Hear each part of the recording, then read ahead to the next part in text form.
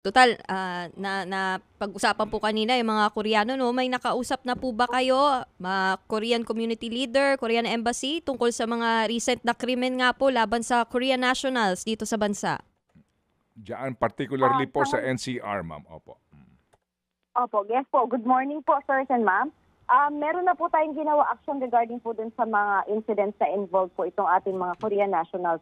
Nakipag-coordinate na po ang ating Southern Police District dun sa kanilang embassy para po ma-inform po sila dun sa naging update po dun sa kaso ng Korean national po na na-hold up nung nakaraan.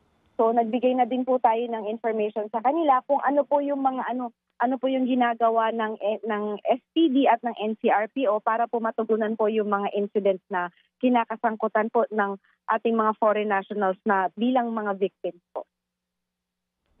Pati po yung yung pagpatay ng dating isang pulis, no, sa isang Korean national na si Ji Ik-jo sa loob mismo ng Camp Kramit. Actually 2016 pa po itong kasong to, pero binuksan nga po ulit ni ES Lucas Bersamin dahil nga po sa mga recent na nangyayari.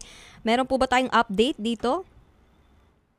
Sa pagkakaalam ko po, yes ma'am, meron po kasing ginawa na naglabas na po ng order si ES para po magkaroon ng manhunt po dito sa kay dating hepe po ng AKG. Pero sa ngayon po nasa Krami po kasi yung Yes, sila po ma'am. yung naghahawak po dyan, hindi po sa NCR.